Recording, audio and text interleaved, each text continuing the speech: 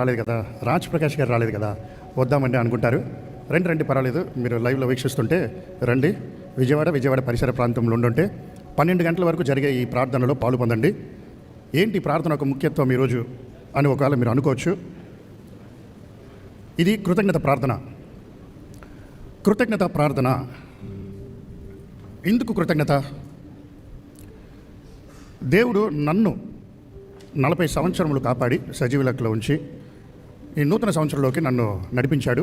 ఆ సందర్భంగా స్తుతికోటం జరిపించుకోవాల్సింది, కానీ లెంట్ సీజన్లో జరుగుతున్నాయి కాబట్టి, శ్రమకాలంలో విశ్వాసులు ఉన్నాం కాబట్టి, ఏదో పుట్టక అంటే ఏదో ఒక పండగ చేసుకుంటాం అనుకుంటున్నారు కొంతమంది సెలబ్రేషన్స్ అనుకుంటారు. కానీ ఒక జనన దినము నా జీవితంలో ఇంతవరకు 40 సంవత్సరాల్లో ఒకసారి కూడా నేను చేసుకోలే. కానీ బలవంతంగా దేవుడు ఈసారి జరిపిస్తున్నాడు. 40 ఎందుకు ఇది పెట్టాలనుకుంటున్నానంటే, ఈరోజు ఇది ఎందుకు అనుకున్నామంటే, నాన్నగారు గత వారము పెట్టాలా వద్దా ఈ స్తుతికోటము, ఈ స్తుతి ఆరాధన ప్రార్థన కూడికగా పెట్టాలా, లేకపోతే కృతజ్ఞత కూడికగా పెట్టాలా అని ప్రార్థన చేస్తూ ఉంటే, మరి ఈ లెంట్ సీజన్లో దేవుడు చేసిన మేలు మనం ఇతరులకు తెలియజేయాలి కదా. రక్షింపబడిన వారికి పునరుద్ధరింపబడడానికి, ఉజ్జీవింపబడటానికి, ఎదగడానికి, రక్షణ లేని వారికి రక్షణ వైపు నడవడానికి ఇది ఒక మంచి అవకాశంగా అనుగ్రహింపబడుతుందని ఇది నిశ్చయించుకున్నామండి. ఈరోజు నీ జీవితంలో దేవుడు పని చేస్తున్నాడని నువ్వు తెలుసుకోగలవా? ఎవడు పరిపూర్ణుడు అవ్వడం వెంటనే? నీ పాపం నుండి నువ్వు విడుదల పొందాలంటే నీ శక్తితో కుదరదు, నీ తెలివితేటలతో కుదరదు, నీ సామర్థ్యంతో కుదరదు. ఇది చెడ్డది నేను చేయను, ఇది మంచిది నేను చేస్తాను అని నీ అంతటా నువ్వు నిశ్చయించలేవు. నువ్వు దేవుని సొత్తు, నువ్వు దేవుని బిడ్డ, నువ్వు దేవునికి కోరుకున్న బిడ్డ అని నువ్వు తప్పు చేసిన బిడ్డ అని నువ్వు దేవునికి సమర్పిస్తే నీ మార్గంలన్నీ సరిచేయగలిగిన దేవుడు. ఈరోజు నీ జీవితంలో కృతజ్ఞత ఉందా? నా జీవితంలో కృతజ్ఞత ఉంది. నన్ను రక్షించినందుకు కృతజ్ఞత ఉంది, నన్ను కాపాడుతున్నందుకు కృతజ్ఞత ఉంది, ఈరోజు నాకు మార్గంలో చూపిస్తూ వస్తున్నందుకు కృతజ్ఞత ఉంది, నన్ను ఆయన మార్గంలో నడిపిస్తూ ఉన్నందుకు కృతజ్ఞత ఉంది, నా జీవితంలో రూపాంతరం ఇచ్చినందుకు నాకు కృతజ్ఞత ఉంది, నా పరిస్థితిని మార్చినందుకు కృతజ్ఞత ఉంది. ఈనాటికి కూడా నా జీవితంలో ఆయన పని చేస్తున్నాడు, ఒక కార్యం చేయాలని ఆశిస్తున్నాడు, దానికి నాకు కృతజ్ఞత కలిగి జీవిస్తున్నాడు. మరి ఈరోజు నీ జీవితంలో కృతజ్ఞత కలిగి జీవించాలని నువ్వు ఆశిస్తున్నావా? లేకపోతే ఇంకా భయమే నీ జీవితంలో కలుగుతుందా? ఫిలిప్పీయులకు రాసిన పత్రికలో 1వ అధ్యాయం 4వ వచనంలో ఆయన ఒక మాట చెప్తారు, పౌలు గారు, మీలో ఈ సత్క్రియను ఆరంభించిన వాడు యేసుక్రీస్తు దినము వరకు దానిని కొనసాగించునని రూఢిగా నమ్ముచున్నాను. ఈ 40 సంవత్సరములు దేవుడు నన్ను భద్రపరుస్తూ, నన్ను మారుస్తూ, నన్ను మలుస్తూ, నన్ను సరిచేస్తూ క్రీస్తు రూపంలోకి నడిపించింది. ఇందుకొరకు నడిపించాడు. ఆయన రూపంలో మారుస్తానికే చేస్తున్నాడు. ప్రతి మనుషుని కూడా దేవుడు ఆయన రూపంలోకి మార్చాలని ఆశిస్తున్నాడు. ఈరోజు మనల్ని విశ్వాసంలో బలపరచాలని, ప్రార్థనలో లోతవ్వాలని, మన సాక్ష్యము కృపతో నింపబడి ఉండాలని ఆయన ఆశిస్తూ ఉన్నాడండి. దేవుడు ఈరోజు నా హృదయమును, నా కోరికను, నా మనస్తత్వాన్ని, నా జీవితంలో ఇంకా ఆయన పని చేస్తూనే ఉన్నాడు. ఆయనకి మహిమ తీసుకొచ్చే కార్యంలో జరిగిస్తూనే ఉన్నాడు. ఈరోజు నేను ప్రయత్నం చేస్తున్నప్పుడు ఎన్నోసార్లు నేను వదిలేద్దామని, నా వల్ల కాదు, నేను చేయలేను అని చేతులు ఎత్తేస్తా ఉన్నప్పుడు నేను చేసింది ఏముండదు, ఆయనే చేస్తూ ఉండేవాడు. ఆయన కార్యాలు చేసేవాడు, ఘనకార్యాలు చేసేవాడు. ఈరోజు నా జన్మదినమున ఈ 40 సంవత్సరాలు నేను చూస్తానని నేను ఎప్పుడు అనుకోలే. కానీ 40 సంవత్సరం అనేది ప్రారంభము. నా జీవితంలో దేవుడు ఏం అనుగ్రహించాలనుకుంటున్నాడో, నా ముందున్న పోరాటం ఏంటో, దాని కొరకు నూతనమైన అభిషేకము కావాలి. దాన్ని కొనసాగిస్తానికి, ఆయన మహిమ తీసుకొచ్చే కార్యము, ఆయన సాక్ష్యమును కొనసాగిస్తానికి సిద్ధపాటు కావాలి. ఇంకా నా జీవితంలో బెస్ట్ రాబోతుంది, బెస్ట్ రావాలి, వచ్చింది. మోషేని దేవుడు అదే అడుగుతున్నాడు. మోషే, నా పని ఇదే కదా, నేను ఆ కులం చెందిన వాడిని నేను తెలుసుకున్నప్పుడు ఏం చేశాడు? ఆ కులం వాళ్ళు చూసినప్పుడు, నా ఓడిని నువ్వు కొడతావా అని ఐగుప్తుని చంపేశాడు. దేవుడు అన్నాడు, నా చిత్తం నువ్వు ఎలా చేస్తావు? నేను చేయమన్నప్పుడు నువ్వు చేయాలి, కానీ నీ అంతటి నువ్వు ఎలా చేస్తావని 40 సంవత్సరాలు అరణ్యంలో పడేశాడు. అరణ్యంలో పడేశాక ఏమంటాడు? ఏం చేశాడు? తర్వాత ఆయన మండుచున్న పొదతో ఆయన ఆకర్షించుకుంటున్నాడు. అప్పుడు మోషేని అడుగుతున్నాడు దేవుడు, ఏముందయ్యా నీకడ? నాకు మాట తెలీదు, నేను నత్తోడిని, నేను పిరికోడిని, నాకు చేత కాదు, నేను 40 సంవత్సరాలు వాళ్ళని చూసి వచ్చాను, వాళ్ళు నాకు తెలీదు, నేను చేయలేను అని మోషే అంటూ ఉంటే, అరే నీ చేతిలో ఏముందో చెప్పయ్యా. ఆ గొర్రెలు కాచుకునే కర్ర ఒకటి ఉంది. నేను 80 సంవత్సరాలు ముసలోని, నా దగ్గర శక్తి లేదు. 40 సంవత్సరాలు ఆయన ఫరో దగ్గర ఉన్న స్థలంలో నిలబడి ఉన్నాడు, అక్కడ అరణ్యంలోకి తోసివేయబడ్డాడు. కానీ 40 సంవత్సరముల తర్వాత 80 సంవత్సరంలోనే దేవుడు వాడుకున్నాడు, ఆయన్ని నిలబెట్టాడు. ఆయన 40 సంవత్సరాలు అనేది ఒక వ్యక్తికి దేవుడు ఇస్తున్న పరిపూర్ణత. నేను భయపడేదంతా ఒకటే, నేను ఇంకా ఆ మోషే 40 సంవత్సరంలో మొదటి స్థితిలో ఉన్నానా, లేకపోతే ఆ రెండో 40 సంవత్సరంలో క్రియలోకి నేను వచ్చానా? మన జీవితంలో మీరు 40 రోజులు ఉపవాస ప్రార్థనలో ఉంటున్నారో లేదో నాకు తెలియదు, కానీ ఈ లెంట్ సీజన్లో మీ జీవితంలో దేవుని దృష్టిలో ఏదైనా మన జీవితంలో మార్చగలడు. 40 అనేది చాలా ముఖ్యమైనది. నీ జీవితంలో 40 గంటలు ఉండొచ్చు, 40 నిమిషాలు ఉండొచ్చు. నీ పరిస్థితిని మార్చగలడు, నీ స్థితిని మార్చగలడు. ఈరోజు నువ్వు చేయలేనని చెప్పేది దేవుడు చేపిస్తానని చేస్తావని చెప్తున్నాడు. నన్ను ఆడుకుంటున్నాడు దేవుడు. నాకు తెలియదు, నాకు తెలుగు చేత కదా. నత్తోడిని మా నాన్నగారు నన్ను పక్కన కూర్చొని షూటింగ్ పాటల ప్రోగ్రామ్ తీయించేవారు. తిట్టి మీరు ఆ రికార్డింగ్లన్నీ చూస్తే నవ్వుతారనమాట. ఒక మాట చెప్పమంటే నోరు తిరిగేది కాదు. 2010-11లో ఎలా ఉండేదో ఆలోచించుకుని చూడండి. దేవుడు ఈరోజు నిలబెట్టాడు, వాడుకుంటున్నాడు. ఎలా వాడుకుంటున్నాడో నాకు తెలీదు, నాకు చేత కాదు. ప్రతిరోజు నాకు ఒక పోరాటమే, ప్రతి ఆదివారం ఒక పోరాటమే.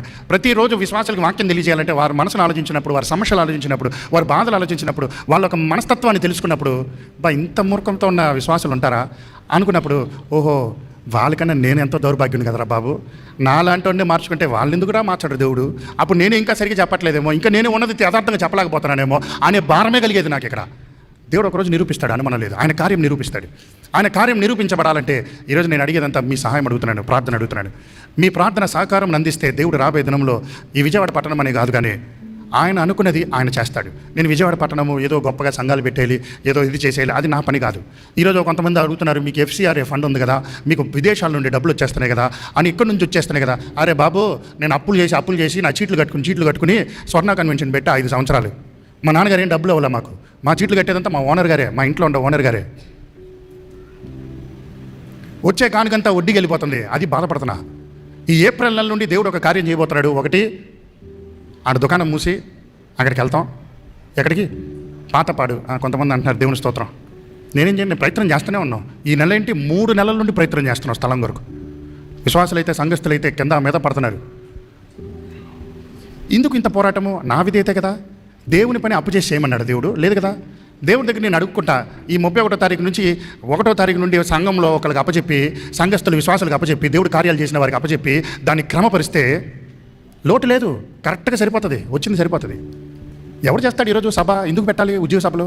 మా పేర్లుగా, మా గొప్పలుగా, మా పేర్లకి డబ్బులు సంపాదిస్తానికి మార్గం ఉందంటున్నాను కదా. నా చేతులు బాగానే ఉన్నాయి, కాళ్ళు బాగానే ఉంది, తలంత ఉంది, మాట్లాడగలను, చదువు ఉంది, ఏదైనా చేయగలనే. ఎందుకు ఇది చేయాలంటున్నాను? నేను అది చేయట్లేదు. డబ్బు సంపాదిస్తానికి కాదు సేవ చేసేది, ఆత్మలు సంపాదిస్తానికి కూడా సంఘంలో ఉన్నవారు అనేక మంది ఈరోజు ఎంతోమంది విధమైన సంఘాల్లోకి వెళ్ళిన వారు వచ్చేవారు. అక్కడికి వెళ్ళమని చెప్పి పంపించిన వాళ్ళు చాలామంది ఉన్నారు. నాకు తెలియకుండా ఈరోజు కావాలని చెప్పి కూర్చున్న వారు కొంతమంది ఉంటారు. నిజం చెప్పరు. ప్రార్థన చేయమన్నప్పుడేమో అని మేము అక్కడే సరిలేదు, ఇది సరిలేదు, మమ్మల్ని చూసుకోలేదు, సేవకులు మమ్మ కొరకు ప్రార్థన చేయలేదు, మాతో గడపలేదు అంటే ఏం చెప్తున్నారు వాళ్ళు? సాకులే కదా. అంటే నిన్ను హెచ్చరించే వాళ్ళు అంటే నువ్వు ఇంకొక సంఘానికి వెళ్తావు, నిన్ను గద్దించే వాళ్ళని నువ్వు చెప్పిన అన్నింటికి ఆహా ఓహో అన్నారంటే ఏం చేస్తావు? నువ్వు అక్కడే ఉంటావు.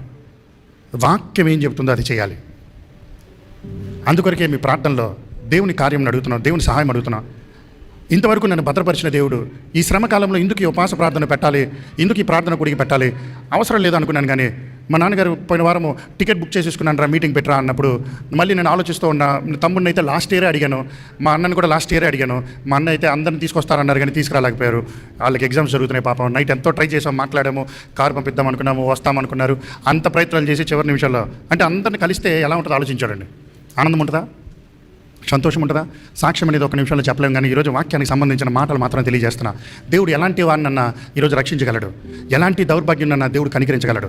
ఎలాంటి వాడివైనా నువ్వు ఈరోజు ఎలాంటి దానివైనా, నీ రహస్య పాపంతో నింపబడిన దానివైనా, ఈరోజు రహస్య పాపంతో నింపబడిన వాడివైనా దేవుడు నిన్ను మార్చగలడు. ఆయన నిన్ను మార్చాలి కానీ మనుషులు కాదు. ఈరోజు నా ఉద్రేకంతో, నా క్రియతో ఏదో నువ్వు మారాలనుకుంటే నువ్వు మళ్ళీ మోసపోతావు. ఈరోజు నా గురించి నువ్వు ఏమని చెప్పుకో నాకు ఏం బాధలు, ఎందుకంటే నా దేవుడు నన్ను ఏమనుకుంటున్నాడో నాకు అది కావాలి. నా దేవుని ఎదుట నేను యథార్థవంతుడిగా జీవిస్తున్నానా లేదా అనేది నాకు ముఖ్యం. దేవుడు ఈరోజు నన్ను చూస్తున్నప్పుడు ఆయనకి ఇష్టమైన బిడ్డగా నేను జీవిస్తున్నానా, ఆయన చెప్పమని పని నేను చేస్తున్నానా, ఆయన చెప్పిన క్రియలు నేను చేస్తున్నానా అనేది దేవుడు మనల్ని అడుగుతూ ఉంటాడండి. దయచేసి ఈ సమయంలో మోకరించగలిగిన ప్రతి ఒక్కరు మోకరిద్దాం. ఈ ఒక కృతజ్ఞత కూడికంతా కూడా ప్రార్థనతో నింపబడాల్సిందే. ఇంతసేపు మన ప్రార్థన ఆరాధించాము. ఆయన వాక్యమును చూస్తున్నప్పుడు నా జీవితాన్ని నేను తెలియజేస్తున్నాను, నా సాక్ష్యం చెప్పను కానీ ఈరోజు నా జీవితం యథార్థంగా ఉన్నది తెలియజేస్తున్నాను. కేవలం ఈరోజు రక్షింపబడింది ఆయన కృప వల్లనే. ఈరోజు నన్ను అలాంటి దౌర్భాగ్యాన్ని రక్షించిన దేవుడు నన్ను కూడా రక్షిస్తానికి, ఇంకా మన పనిని కరముట్టిస్తానికి ఆయన నమ్మదగిన వాడు. ఈరోజు ఆయన మాటిస్తే నెరవేర్చేవాడు.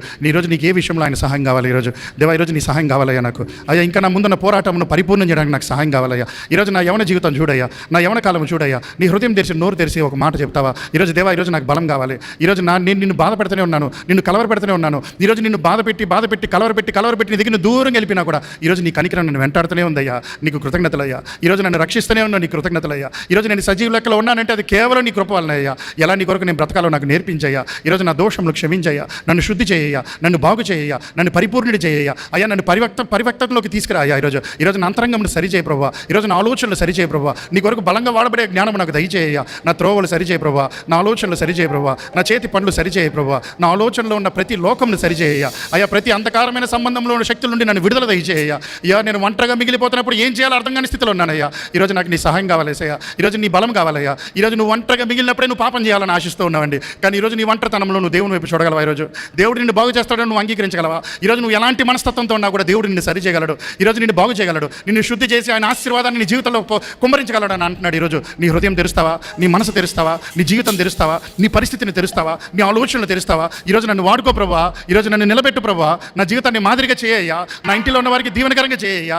ఎంతసేపు నా గురించి ఆలోచిస్తూ ఉన్నానయ్యా, ఎంతసేపు నా స్వార్థం గురించి ఆలోచిస్తూ ఉన్నానయ్యా, ఎంతసేపు ఒకడికి ఎలా కీడు చేయాలో ఆలోచిస్తూ ఉన్నానయ్యా, ఎంతసేపు మనుషుల లాభం ఎలా దుర్జుడుకోవాలని ఆలోచిస్తూ ఉన్నానయ్యా. అయ్యా, నాకు మనుషుడు కాదయ్యా, నాకు కావాల్సింది అయ్యా, నాకు నీ దీవెన కావాలయ్యా, నీ క్షమాపణ కావాలయ్యా, నీ స్వస్థత కావాలయ్యా, నీ విడుదల కావాలయ్యా, నీ సమాధానం కావాలయ్యా, నీ క్షేమం కావాలయ్యా, నీ సంకల్పం కావాలయ్యా. ఈ రోజు నన్ను మార్చు ప్రభువా, నా అంతరంగము మార్చు ప్రభువా. నాకు కృతజ్ఞత దయచేయ ప్రభువా, స్తుతి దయచేయ్యా. నాలో లేని దాన్ని చూసి నేను కంగారు పడుతూ అనవసరమైన శోధనలో, చిక్కుల్లో, ఇరుకుల్లో, బాధల్లో, నిందల్లో, అవమానంలో పడిపోతున్నానయ్యా. ఈరోజు నాకున్నదంతా నువ్వు ఎన్నో ఇచ్చావయ్యా. నాకున్నవేంటో నేను లెక్కేసి చూసుకుంటే ఎన్నో ఉన్నాయ్యా. నీకు వందనాలు వేసయ్యా. ఈరోజు నీతో ఎలా బ్రతకాలో నాకు నేర్పించవా. ఈరోజు నన్ను సరి చేయవా, నన్ను బాగు చేయవా, నన్ను శుద్ధి చేయవా. ఈరోజు నా మనస్తత్వంలో ఏ లోకం ఉందో ఆ లోకం తీసివేయ్యా.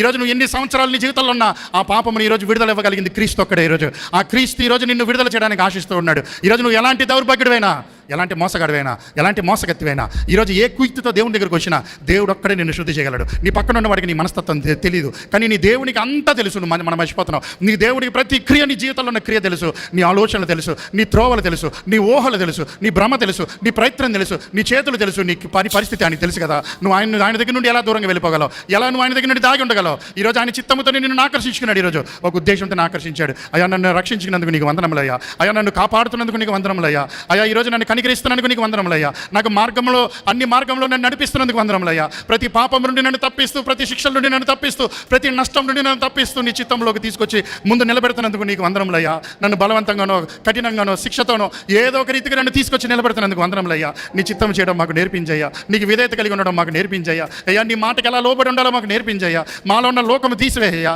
మాలో ఉన్న లోక అనలైజేషన్ తీసివేయ్యా. లోక వ్యూహము నుండి తీసివేయ్యా. లోక తత్వం నుండి తీసివేయ్యా. అయ్యా, ఈరోజు నీ సమాధానం నా జీవితంలో కావాలయ్యా. ఈరోజు నా మనసు నీ చేతుల్లో పెట్టాలయ్యా. నా బ్రతుకు నీ చేతుల్లో పెట్టాలయ్యా. నా పరిస్థితిని నీ చేతుల్లో పెట్టాలయ్యా. నా ఆలోచన నీ చేతుల్లో పెట్టాలయ్యా అని దేవుని దగ్గర ఈరోజు ఒక మాట చెబితే నిన్ను పునరుద్ధరింపజేయడానికి ఆశిస్తూనే ఉన్నాడు. ఈరోజు నిన్ను ఉజ్జీవింపజేయడానికి ఆశిస్తూనే ఉన్నాడు. నిన్ను కాలుస్తానికి ఆశిస్తూనే ఉన్నాడు. నీ అంతరంగాన్ని పరిశుద్ధపరుస్తానికి ఆశిస్తున్నాడు. ఈరోజు నువ్వు దేవునికి మాటకు లోపడగలవా? అయ్యా, ఈరోజు నన్ను చూడయ్యా, నువ్వు చెప్పగలవా? ఈరోజు నీ సన్నిధి నాకు కావాలయ్యా. ఈరోజు నీ సన్నిధితోనే నన్ను భద్రపరుస్తూ వచ్చినందుకు వందనములయ్యా. ఇంతవరకు నన్ను ఇంకా శుద్ధ చేస్తూ ఉన్నందుకు వందనములయ్యా. ఇంకా నన్ను కడుగుతూ ఉన్నందుకు వందనములయ్యా. అయ్యా, అంతవరకు నన్ను కడుగు ప్రభా. అయ్యా, నీవు అనుకున్న పని నా జీవితంలో పరిపూర్ణమైనంత వరకు కడుగయ్యా. ఈరోజు నీ స్వరూపంలోకి పరిపూర్ణంగా వచ్చేంత వరకు కడుగయ్యా. అయ్యా, ఈరోజు నన్ను కడగవా. ఈరోజు నన్ను సరి చేయవా. ఈరోజు నన్ను బాగు చేయవా. ఈరోజు నన్ను శుద్ధి చేయవా. ఈరోజు నాకు విశ్వాసం నేర్పించవా. ఎంతసేపు ఎత్తలను బాధ పెట్టేవాడిగా నన్ను ఉండనియద్దయ్యా. అయ్యా, ఈరోజు నీ కొరకు నిలబడేవాడిగా నన్ను చేయయ్యా. నన్ను ప్రార్థనా పరుడిగా చేయయ్యా. నన్ను విశ్వాసిగా మార్చయ్యా. ప్రార్థన అంటే ఆసక్తి దయచేయ్యా. ఎడతెగక చేసే ప్రార్థన దయచేయ్యా. అన్ని పరిస్థితుల్లో చేసే ప్రార్థన దయచేయ్యా. నీతో సంహాసం లేకుండా మేమేమి చేయలేమయ్యా. నీ సంహాసం నాకు కావాలని ఒక మాటను అడగలవా? ఈరోజు ప్రార్థన నువ్వు చేయలేకపోతున్నావంటే సాతాను చేతుల్లో నువ్వు బంధింపబడి ఉన్నావని అర్థం. ఈరోజు ప్రార్థన చేయాలనుకున్నప్పుడు దేవాన్ని పిలిస్తే ఆయన అదుపు చేసుకుంటాడండి. ఒకప్పుడు నేను అలాంటి దౌర్భాగ్య స్థితిలో ఉన్నానండి. ఈరోజు దేవుని సన్నిధిలో కూడా వచ్చి కూర్చుని వెళ్ళిపోయిన స్థానంలో ఉన్నవాడినే. ఈరోజు దేవుని బాధ పెడుతూ వచ్చి నిలబడేవాడినే. ఎవరు నన్ను చూడలేదు కదా, నటించి వెళ్ళిన వాడినే. కానీ దేవుడు ఒకరోజు పరిపూర్ణుడిగా మార్చాడు కదా. ఈరోజు అదే దేవుడు ఈరోజు నిన్ను కూడా మార్చాలని ఆశిస్తున్నాడు. ఈరోజు ఆయన అనుకున్న ఫలంలోకి నువ్వు రావాలనుకుంటే, ఆయన అనుకున్న సమృద్ధిలోకి నువ్వు రావాలనుకుంటే నీ జీవితంలో ఉన్న ప్రతిది కాల్చబడాలి. ప్రతి లెక్క దేవుడు సరిచేయాలి. ప్రతి పరిస్థితిని ఆయన మార్చాలి. ప్రతి స్థితిగతులను ఆయన మార్చాలి. ప్రతి అవసరతాన్ని తీర్చాలి. తీర్చాలి ఈరోజు. అయ్యా ఈరోజు నా జీవితంలో తీర్చయ్యా, ఈరోజు నా అంతరంగంలో తీర్చయ్యా, నన్ను శుద్ధి చేయ్యా, నన్ను కడుగు ప్రవ్వా, నన్ను బాగు చేయ ప్రవ్వా. ఈరోజు నా జీవితంలో నీ సమాధానం దయచేయ్యా, నా జీవితంలో నీ క్షేమము దయచేయ్యా, నా జీవితంలో నీ కాపుదల దయచేయ్యా. అయ్యా ఈరోజు నన్ను ఇంటికి ఇక్కడ తీసుకొచ్చావయ్యా, ఏ ఉద్దేశంతో ఈ ప్రార్థన కూడికి నన్ను ఆహ్వానించావయ్యా. ఈరోజు నాకు కృతజ్ఞత కావాలనుకుంటున్నావు, కానీ నా జీవితంలో ఇంకా నా అవసరతలే తీరలేదే, నాకు ఇంకా నువ్వు ఏమి చేయలేదు నువ్వు అని సనిగా వాడిగా ఉంటున్నాను. కానీ నా జీవితంలో ఇంతవరకు ఎన్నో ఇస్తూనే వచ్చావు, అది మర్చిపోతున్నానే. నన్ను క్షమించయ్యా, నాకు ప్రార్థన దయచేయ్యా, నాకు స్తుతి దయచేయ్యా, నాకు సమాధానం దయచేయ్యా, నాకు క్షేమము దయచేయ్యా, నాకు నీ కాపుదల దయచేయ్యా, నాకు నీ స్వస్థత దయచేయ్యా. ఈ రోజు నేను విడుదల పొంది వెళ్ళాలయ్యా, ఈరోజు నీ పునరుద్ధరణతో వెళ్ళాలయ్యా. నువ్వు నా హృదయంలో చేస్తున్న ఆనందము బయట వారికి కనిపించేది కాదయ్యా, నాకు ఇవ్వాల్సిందయ్యా, అది నా అంతరంగంలో కలగాల్సిందయ్యా. నేను నీ ఎడల యథార్థవంతుడిగా జీవించాలయ్యా. నేను రహస్యంగా పాపం చేస్తూ వచ్చాను కాబట్టి నా రహస్యంగానే నా జీవితంలో ముందు శుద్ధీకరణ కావాలయ్యా. నా దేవుడు నన్ను మార్చాడనే స్థితి కావాలయ్యా, నా దేవుడు నన్ను పునరుద్ధరింపజేస్తున్నాడనే స్థితి కావాలయ్యా. అయ్యా నిన్ను బాధ పెట్టేవాడిగా మాత్రం మమ్మల్ని ఉండనియద్దయ్యా. అయ్యా ఇంతవరకు నేను అనుభవించిన శిక్ష చాలయ్యా, ఇంతవరకు మేము అనుభవించిన ఆలస్యం చాలయ్యా. ఇంకా నేను బాధ పెట్టే స్థితిలోకి మమ్మల్ని వెళ్ళనివద్దయ్యా. ఈరోజు మా జీవితంలో ఆలస్యం కలుగుతుందంటే, మా జీవితంలో నిందలు కలుగుతున్నామంటే, మా అవయవంలో కలవరం కలుగుతుందంటే అది మేము కోరుకునేదే ప్రభువా. మాలో ప్రార్థనాత్మ దయచేయండి. ఒక నిమిషం నువ్వు ప్రార్థన చేయగలవా? ఈరోజు నువ్వు దేవుని దృష్టిలో యథార్థమా అని ఒక మాట చెబుతామా ఈరోజు?